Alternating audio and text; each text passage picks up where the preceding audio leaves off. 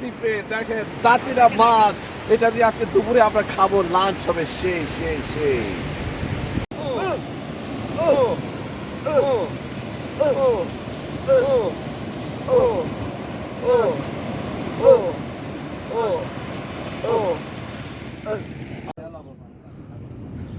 এটা তো বাস্তব, এরকম করতে হবে আপনাদের। কাঁচা মাছ ধরতে হবে, কাঁচা মাছ এখানে ট্যাংরা মাছ উঠাইতে হবে।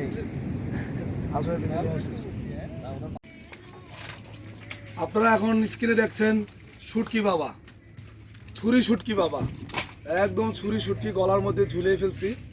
তো আপনাদেরকে মানে কিভাবে শুটকিগুলো প্রসেস করে এই নাজিরা টেক শুটকি পল্লীতে, বাংলাদেশের সবচেয়ে বড় শুটকি পল্লী, সেটা একটু গল্প আপনাদের সাথে শেয়ার করব এই ভাইদের সাথে কথা বলে।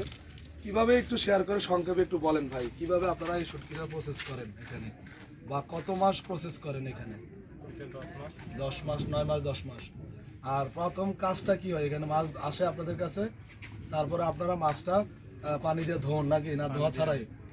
হ্যাঁ, ধোয়া হয়। আর নর্মালি তো কোনো কেমিক্যাল দেন না? না কেমিক্যাল দেন, হালকা পাতলা লবণ টবণ দেন, লবণও দেওয়া হয় না, ছুরি শুকি তাও দেওয়া হয় না। আর দর্শক আপনারা শুনতে পাচ্ছেন যে এখানে লবণও দেওয়া হয় না, কারণ নাজিরা টেকে কোনো ঝামেলা হয় না, আমি যতটুকু জানি সেই কারণেই নাজিরা টেকে আসছি। আর নাজিরা টেকে শুটকি দেশ বিদেশে সারা দুনিয়াতে এখান থেকে মানে সরবরাহ করা হয়। এবং এগুলো হলো বড় জাতের ছুরি শুটকি, মানে এটা জাইত্যা ছুরি না, আমরা চোখ জাতি ছুরি বলে, চিটাগাংয়ের লোকাল ভাষায় এগুলোকে জাতি ছুরি শুটকি বলা হয়। কারণ হলো নর্মাল যে ছুরিগুলো আছে সেগুলোর মধ্যে মাংস কম থাকে, আর এটার ভিতরে আপনার দেখেন এটা অনেক মোটা, মাংস প্রচুর থাকে, এই জন্য লোকে জাতি ছুরি বলা হয়। এটার দামও বেশি, এটার টেস্টও বেশি। তো আপনারা যারা ছুরি শুটকি নেবেন তারা, আমার একটা পেজ আছে পঙ্খিরাজ নামে, আমি এই ব্লগের লিঙ্কে দিয়ে দিব। আমরা পঙ্খিরাজ থেকে গত 5 বছর ধরে চাঁদপুরের ইলিশ মাছ সহ এবং দেশীয় মাছ সহ সিজনাল যে ফুডগুলা, নিরাপদ ফুড, আম, খেজুরের গুড় অথবা ঘি, মধু, এগুলা আমরা সেল করি। সেই পেজের লিঙ্ক, এটা আমার নিজের পেজ, আমি নিজে সোর্সিং করি এবং আমি নিজে ব্লগে করি। তো এই ব্লগের আমরা ডেসক্রিপশনে আমি ওই লিঙ্কটা দিয়ে দিব। আপনারা যারা নিতে চান ওইখানে নক দিলে এই ধরনের বিষমুক্ত ছুরি শুটকি সহ কক্সবাজারের সামুদ্রিক মাছ, ফ্রেশ মাছ, ফিশিং ট্রলারের মাছ, এবং সাথে চাঁদপুরের ইলিশ অথবা আপনার দেশীয় যে মাছ, হাওরের মাছ, ঘি, মধু, এগুলো আপনারা সব ওই পেজের মাধ্যমে নিতে পারবেন। আর আমার এই কাপল মিরর ব্লগটা আপনারা সাবস্ক্রাইব করবেন, যারা এখনো সাবস্ক্রাইব করেন নাই লাইক দিবেন, কমেন্ট করবেন, আমার সাথে থাকবেন। আমি আপনাদের এই ব্লগের মাধ্যমে পুরো নাজিরা টেকের যে কর্মযজ্ঞ, শুটকির যে কর্মযজ্ঞ, সেইটা আমি আপনাদের তুলে ধরানোর চেষ্টা করবো ইনশাআল্লাহ।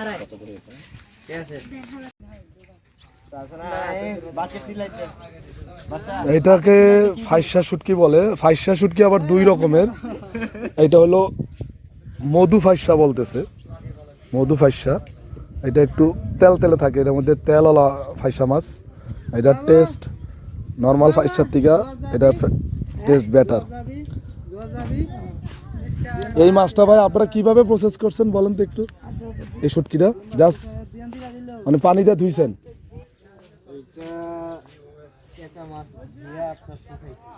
আচ্ছা, এমনি তো কোনো কেমিক্যাল টেমিক্যাল তো দেন নাই? কেমিক্যাল দিলে আপনি নাকে সুইং আছে আপনার, কেমিক্যাল দিলে তো নাকে গ্রান আসবে না আপনার। না, মাছের ইয়ে আসছে। হ্যাঁ, আসলে আমরা আছি নাজিরা টেকে, আগেই বলেছি এটা হলো বাংলাদেশ সবচেয়ে বড় শুটকির প্রসেসিং একটা প্লেস বলেন বা পল্লী বলি, যাই বলি। এইখান থেকে বিষমুক্ত শুটকি সারা বাংলাদেশ সহ সারা দুনিয়াতে মানে সরবরাহ করা হয়। তো এখানে মানে কয়েক একর জায়গা জুড়ে এই নাজিরা টেকে এই শুটকি পল্লী, কয়েক একর জায়গা হবে, খালি কত বিঘা টিঘা না, একর হবে আমার কাছে। কারণ আমি যে পুরোটা দেখাতে পারতেছি না, বাট এখানে ঘুরে শেষও করতে পারতেছি না। আমরা বিগত প্রায় 1.5 ঘন্টা ধরে আমরা এই শুটকি পল্লীতে ঘুরতেছি, বাট শেষ মাথা খুঁজে পাচ্ছি না, বা কোন জায়গার থেকে এখন শুরু করছে সেটাও হয়তো খুঁজে পেতে আমাদের এখন কষ্ট হবে। বিশাল এক জায়গা, সবাই এরকম নিজের মতো করে মানে একটু বাঁশ দিয়ে ঘেরাও করে, এই যেমন মাচাং বানিয়ে নিছে। এই মাচাঙের ভিতর শুটকি আসলে শুকানো হয়, বিভিন্ন শুটকি। এটা কি শুটকি? এটা চেলা, ওই যে সামুদ্রিক যে চেলা মাছ, এই চেলা মাছের শুটকি এটা। তো এরকম সামুদ্রিক সব মাছের শুটকি এখানে আসলে করা হয়। এবং মজার বিষয় হলো এটা মানে বিষমুক্ত এবং নিরাপদ শুটকি। কিছু কিছু জায়গায় ওনারা ওই যে হলুদের পানি স্প্রে করে, আর কেউ কেউ বললো যে হালকা একটু লবণ স্প্রে করে ওজন বাড়ানোর জন্য। কারণ এটা অনেকে জানেন যে শুটকিতে একটু লবণের পানি দিলে, এই যে দেখছেন এই যে একজন কর্মী বলতেছে লবণ না দিলে মাছটা নষ্ট হয়ে যায় শুটকিটা। এবং এটা সত্যি কথা, লবণ দিলে ওজনও একটু বাড়ে, আমার সাথে একজনের স্বীকারও করছে। বাট ম্যাক্সিমামই হলো গিয়া মানে লবণ ছাড়া এবং কিছু কিছু জায়গায় হলুদ পানি ছাড়া। তো এই কারণেই এই নাজিরার টেক শুটকি পল্লীর এত জনপ্রিয়তা, এবং এই শুটকি এতটাই আপনার নিরাপদ, মানে সবাই এখান থেকে বিশ্বস্ততার সহিত এখান থেকে সবাই শুটকি নিয়ে যায়, পাইকারি অথবা খুচরা যারা আছে, অনেকে যারা চিনে খুচরা এখান থেকে নিয়ে যায়। এখান থেকে শুটকি ঢাকা সহ সারা বাংলাদেশ এবং দেশের বাইরেও বিভিন্ন জনের মাধ্যমে রপ্তানি হয়। এবং শুটকির এটা যে কত বড় একটা মানে পল্লী, এটা আসলে আমি ভাষায় বর্ণনা করতে পারবো না। আমি ইয়াতে কুয়াকাটা শুটকি পল্লী গিয়েছে, খুব ছোট্ট একটা শুটকি পল্লী, এটাও গিয়েছে আরও 4-5 বছর আগে।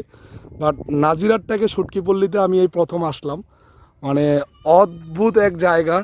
এবং এইখানে এখন ম্যাক্সিমাম এরকম মাছ হলো যে বেশি হলো এই যে জাতি শুটকি, জাতি ছুরি মাছের শুটকি, যেটা আমরা চিটাগাংয়ের লোক জানে যে জাতি শুটকি আসলে ছুরি শুটকিটা কী। এটার মধ্যে মাংস বেশি থাকে এবং এটার স্বাদও অনেক বেশি। সাইজ যত বড় তত বেশি এই শুটকিটার দাম বেশি। এখানে পাইকারি 2500-3000 টাকা পর্যন্ত এই শুটকি সেল হয়, যেগুলো বড় সাইজ, এই জাতি ছুরি মাছের শুটকিটা। আর এই ছুরি মাছের শুটকিটা এইভাবে বাঁশের মধ্যে ঝুলিয়ে দুইটা লেজ একসাথে বেঁধে মাছটা ঝুলিয়ে দেওয়া হয়, এভাবেই শুকানো হয়।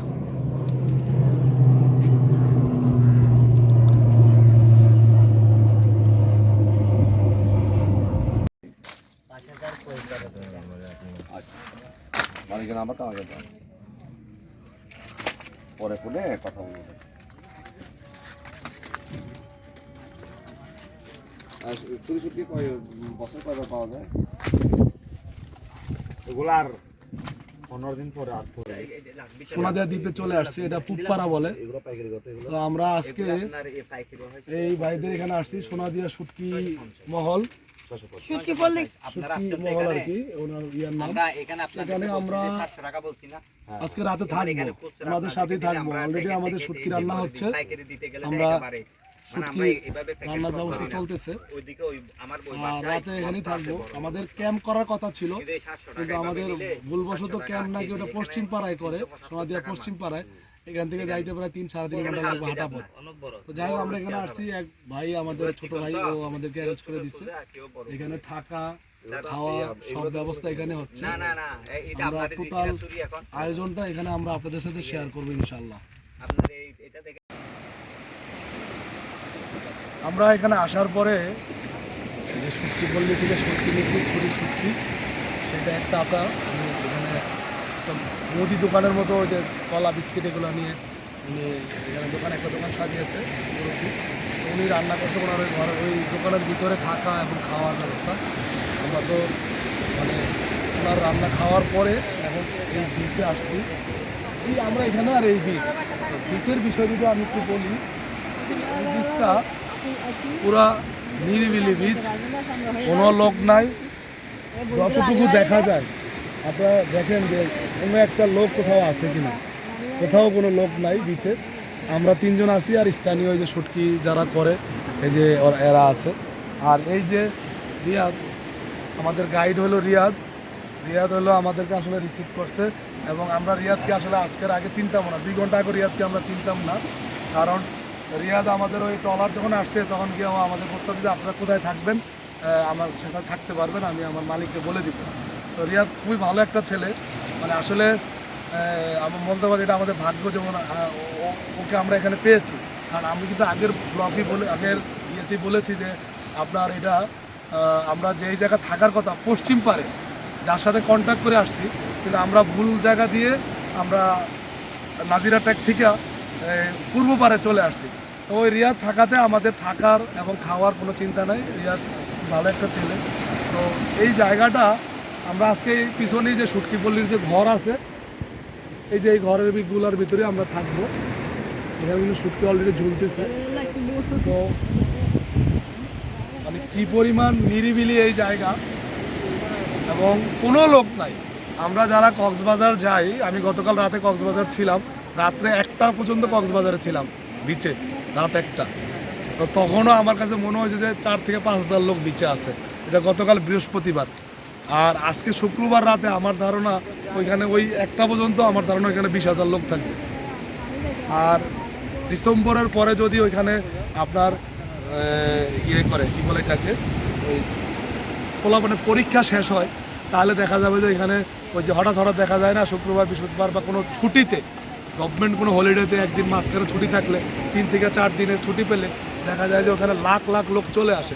তো এই লাখ লাখ লোকের ভিতরে আমি জানি না মানুষ কিভাবে সমুদ্র বিচ উপভোগ করে, বিচের সৌন্দর্য উপভোগ করে। আর এখানের সৌন্দর্যটা হলো যে আমি বলবো যে এখানে আসাটা খুব কঠিন কিছুই না। প্রচুর লোক আসে, ডে ট্রিপে আসে, মানে ট্রলারে করে আসে, আবার ওই ট্রলারে করে চলে যায়। মানে আমরা এখানে থাকবো রাতে। এখানে যে রাতের বেলা যে এই নিরিবিলি যে বিচ, এই যে অনেক বড় বিচ কিন্তু ওই পাশ থেকে এই পাশে কম বড় না, পুরোটাই এটা কিন্তু একটা আইল্যান্ড, চারোপাশেই সাগর। সোনাদিয়া কিন্তু আইল্যান্ড, চারোপাশেই সাগর। সোনাদিয়া কিন্তু মহেশখালী উপজেলার একটা অংশ, একটা ওয়ার্ড।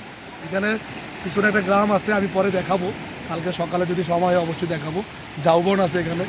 তো এখানে আপনাদের যারা আসতে চান, আমি বলবো যে আপনারা খুব ইজিলি আসতে পারবেন। কীভাবে আসবেন? সবচেয়ে সহজ, যদি পূর্ব পারে থাকতে চান, এখানে আসবেন হলো নাজিরা ট্যাগ থেকে ট্রলার করে এখানে চলে আসবেন। ট্রলার ভাড়া 3,500-4 হাজার টাকা, আপ ডাউন, এটা ওরা আপ ডাউন করে। আর যদি কেউ রাতে থাকতে চান তাহলে সেভাবে প্রস্তুতি নিয়ে আসবেন। প্রস্তুতি বলতে কি, খানা দানা সুটকি টুটকি দিয়ে ভাত টাত খাওয়ার আয়োজন এখানে ওনারা করে দেয়। আর কেউ যদি ক্যাম্প করতে চান তাহলে ওই যে পশ্চিম পারে ক্যাম্প আছে, ওই ক্যাম্প ওইখানে আপনার ভাড়া দেয়। আবার কেউ যদি তাঁবু নিয়ে আসেন তারা এখানে ক্যাম্প করতে পারবেন। আর যদি কেউ পশ্চিম পারে থাকতে চান তাহলে ওইখান থেকে সোনাদিয়া হয়ে, ওইটা হলো 6 নম্বর ঘাট থেকে আসতে হয়, কক্সবাজার 6 নম্বর ঘাট। 6 নম্বর ঘাট থেকে আপনার প্রায় খরচটা অনেক হয়ে যাবে, 7 থেকে 8 হাজার টাকা খরচ হবে আপ ডাউন করতে। তো এইগুলো আপনারা মাথায় নিয়ে যদি একবার সোনাদিয়া আসতে পারেন, আমি আপনাদেরকে গ্যারান্টি দিচ্ছি, আপনি দুনিয়ার যত বিচ ঘুরছেন, সেটা কলকাতার গোয়া বলেন, বোম্বে বিচ বলেন, আর আমাদের কক্সবাজার সুগন্ধা লাবণী পয়েন্ট, যেগুলাই বলেন, অসম্ভব সুন্দর এবং অসম্ভব মানে নিরিবিলি একটা পরিবেশ, খুবই পরিষ্কার। আর সবচেয়ে মজার বিষয় হলো আপনারা যখন আসবেন 5-7 জন, এই 5-7 জনই এখানে থাকবে। যেমন আমরা এখন 3 জন আসছি, আমরা 3 জনই এখানে ট্যুরিস্ট। তো এই হলো আপনাদেরকে জানানোর বিষয়টা, এই জন্যই যে আপনারা সোনাদিয়া আসেন, সোনাদিয়া দেখেন, সোনাদিয়ার সৌন্দর্য উপভোগ করেন। এটা আসলে একটা অন্যরকম ফায়ার ক্যাম্প। আমরা ফায়ার ক্যাম্প অনেক জায়গায় করি, কিন্তু এটা অন্যরকম এই কারণেই বললাম, আপনারা ইতিমধ্যে জেনে গেছেন যে আমরা সোনাদিয়া ক্যাম্পিং করছি আজকে। আর কি করছি সব কিছু তুলে ধরার চেষ্টা করছি। তো এটা হলো এখন রাত্রেবেলা আমরা বন জঙ্গল থেকে, বিশেষ করে ঝাউবন থেকে আমরা এই লাকড়িগুলা কুড়িয়ে নিয়ে আসছি। তারপর আমরা নিজেরাই আগুন ধরাচ্ছি এই লাকড়িতে, আপনারা দেখতে পাচ্ছেন। তো এটা হলো একদম বালু বিচে, এখানে অনেক বালুর উপরে আমরা আগুন ধরিয়েছি। পাশেই কিন্তু সমুদ্রের যে পানির যে গর্জন, সমুদ্রের যে গর্জন আপনারা নিশ্চয়ই শুনতে পাচ্ছেন।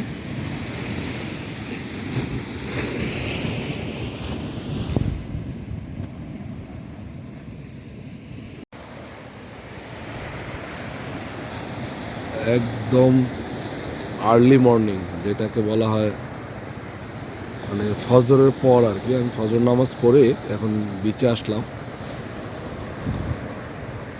জাস্ট ভিউটা দেখেন, এখনো সূর্য ওঠে নাই, সূর্য উঠবে 6:20 পরে। বাট সুবে সাদেকের মতো হয়ে আছে, ওই যে একটু লাল লাল, এই যে সূর্য উঠবে। এখনো সূর্য উঠে নাই, আমি ফজর পরে জাস্ট ভিউটা ক্যাপচার করছি।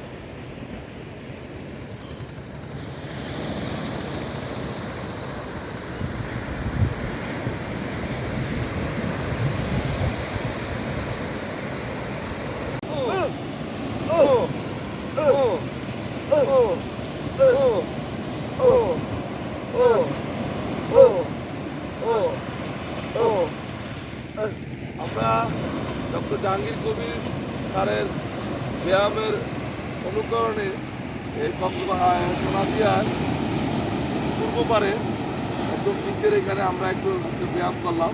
আমরা আবার একটু দেখাই, লাস্ট একটু দেখাই।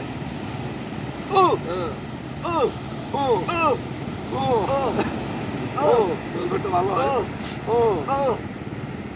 তো সবাইকে সোনাদিয়া ভার্জিন আইল্যান্ড থেকে শুভ সকাল।